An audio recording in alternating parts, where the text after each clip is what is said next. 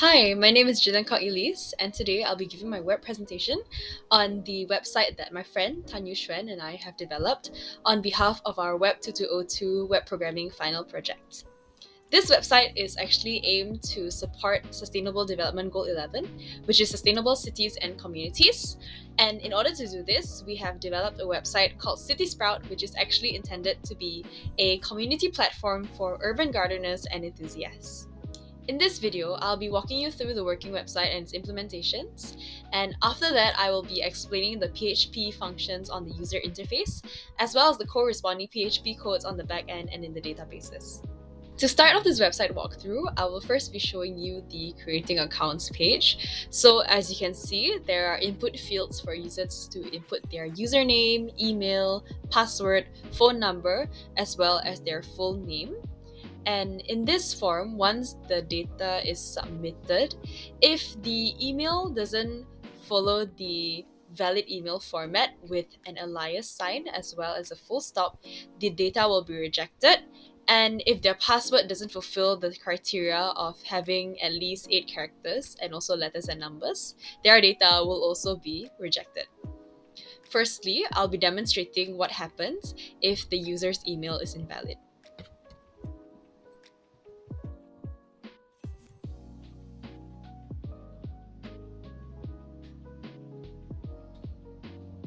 So as you can see, if they try to sign up with an email that does not fit the correct email format, they will get a pop-up message that says invalid email format. And once they press OK, they'll be brought back to the create account page again.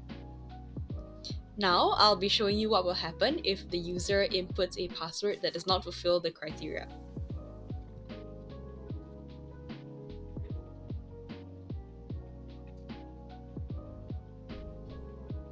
So as you can see, because my password was only 4 characters long, I actually got an error pop-up message that says password must be at least 8 characters long and contain both letters and numbers. Now that I've demonstrated the two types of errors that users can come across when creating their account, I'll now be demonstrating the successful account creation.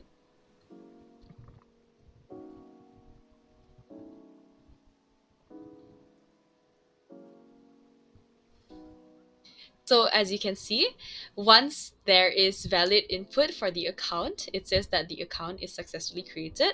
So once you have the successful account creation done, you can actually use that information to log in to the homepage because it has been successfully added to the accounts table in the CitySprout database. As for the login pages, there are actually two types. The first one is the general user login page, and the second one is the admin login page. And as you can see by the layout, it's actually almost identical. The only differences between these two login pages is that the admin login page has an admin login title, and the forms that are in this login pages are actually connected to two separate tables. One is for normal user accounts and one is for admin accounts. As I have also successfully created an account just now, I can now use those login details to log into my account. So once the user has logged in successfully, they'll be brought to this home page. And as you can see, this home page has just a company slogan as well as a tagline.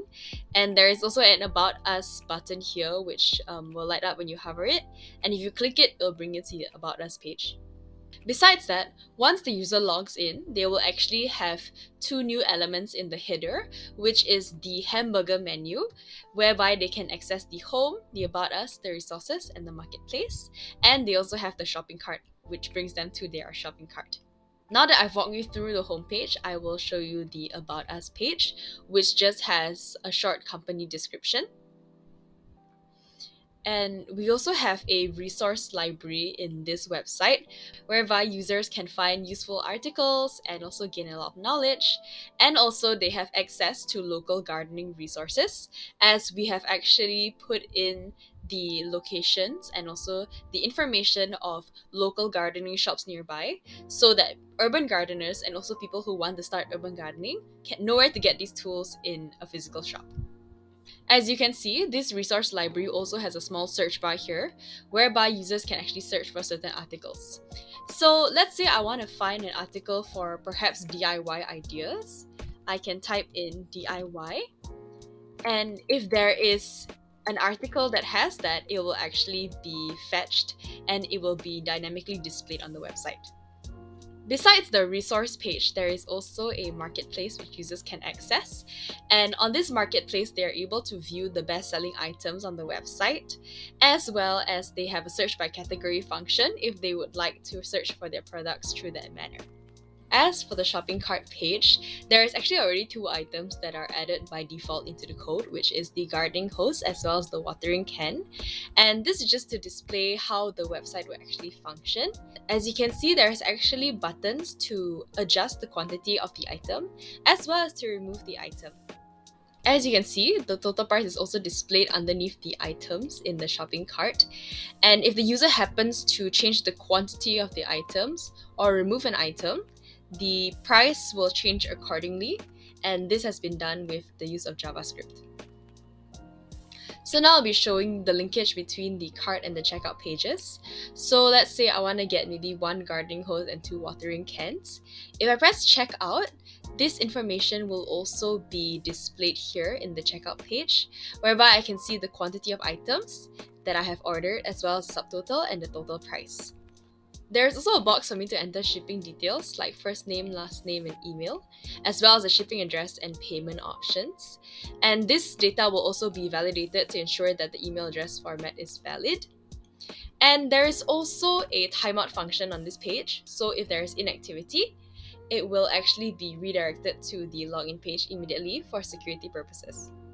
Now I'll be moving into the PHP codes, and just as a preface, all PHP files in this project actually contain the require statement, whereby it requires database.php in order to include the database PHP file, which actually comprises of code to help establish the database connection. Firstly, I'll be showing the PHP in the login pages, but I'll only be showing from the user login as the admin account login is quite similar to this one. Firstly, a set will be used to check if the form with the name submit has been submitted via the post method. And then after that, the post username and post password is used to fetch the username and password that the user has submitted in the form. After that, the mysqli underscore query will help to select all from account, where the username equals to the username that the user has entered. After that, the data from the executed query will then be fetched and stored in the row variable. So if there is data returned from the previously executed query, it means that the username exists in the system. And then after that, the if password equals row password will help to verify if the submitted password actually matches the one that is in the database. And if it matches, it will lead the user to the home page using the header function. Else, it will say that it is an invalid password. But if no data is returned from the previously executed SQL query, that indicates that the username doesn't exist, and an alert will pop up saying that the user is not registered.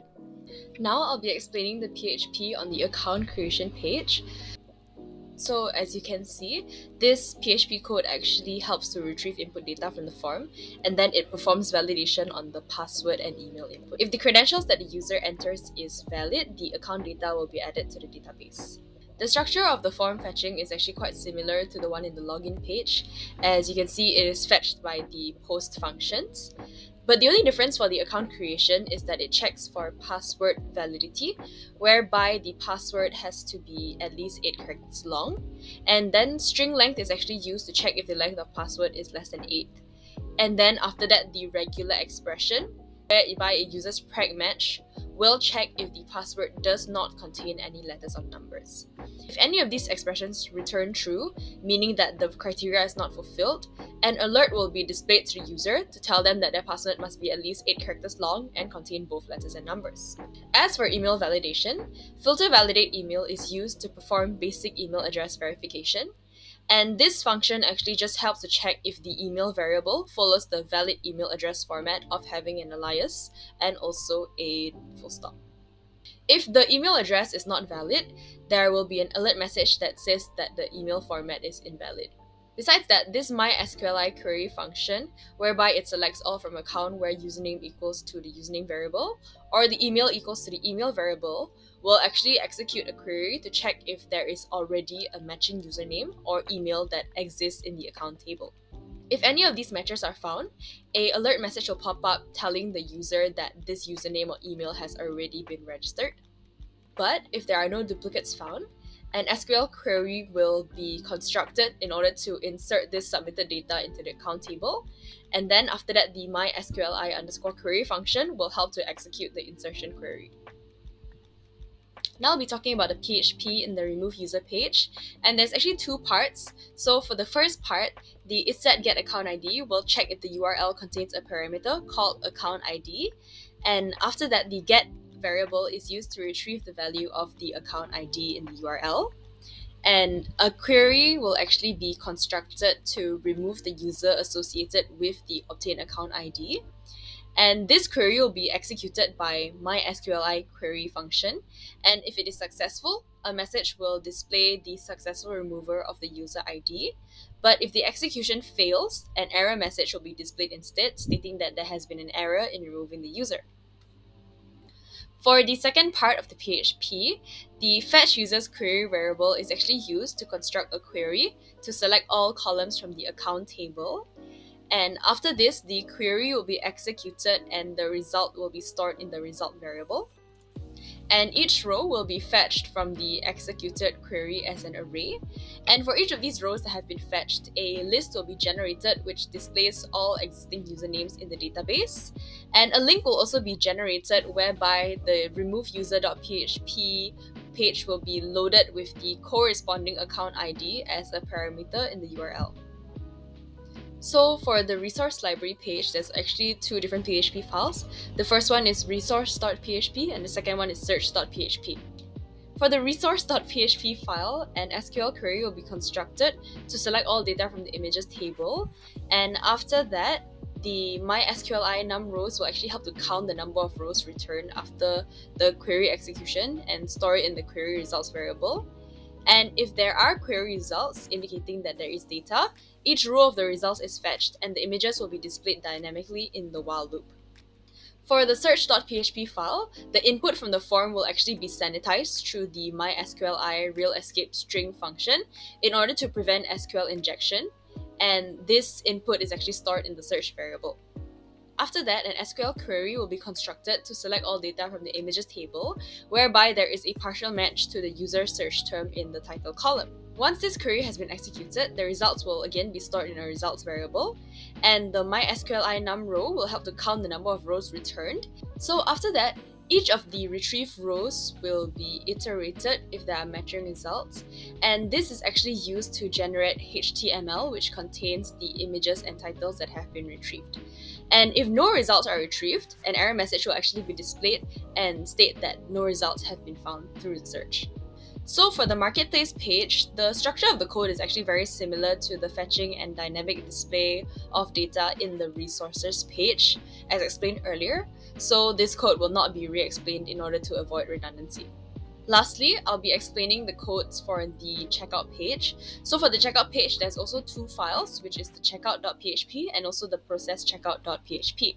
For the checkout.php, isSetGetItems is used to check if the items parameter in the URL query string is set. And if it is, the value will be assigned to an items variable. And then a for each loop will be used to iterate through every item contained in the items array.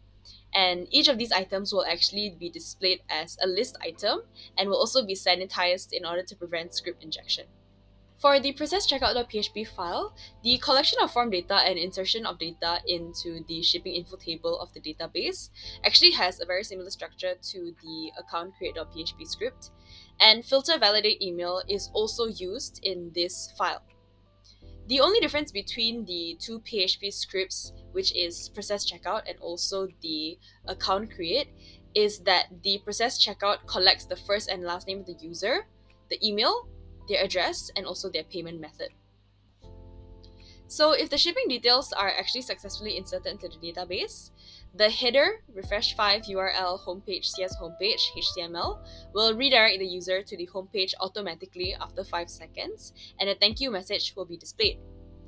But if the shipping details are not successfully inserted into the database, the header would redirect the user to the homepage automatically after 5 seconds, and an error message will also be displayed. Before I end this video, I also like to show the backend database. So we have this City Sprout database which contains the tables account, admin account, images, products, and shipping info. The account and admin account data is used to log into the accounts, and the create account.php file actually will send the inserted data into the account table. In order to verify that this database updating actually works, below is the following accounts that are in the database right now. And let's say if I go to CitySprout and I create another account,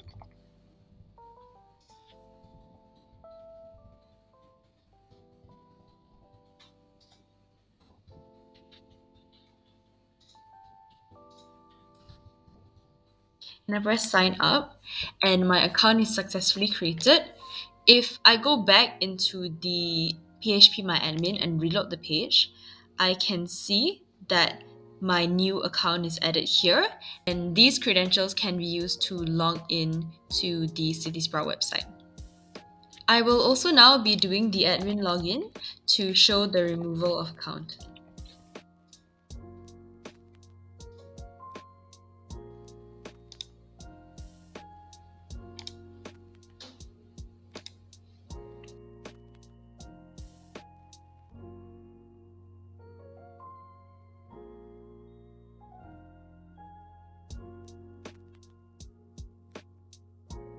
So now if I go back into the My PHP page, I can see that the user has been successfully removed.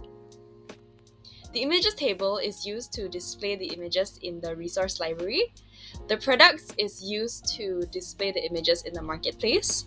And the shipping info table is used to collect the shipping information of customers at checkout. That is all for my final web project video presentation. Thank you.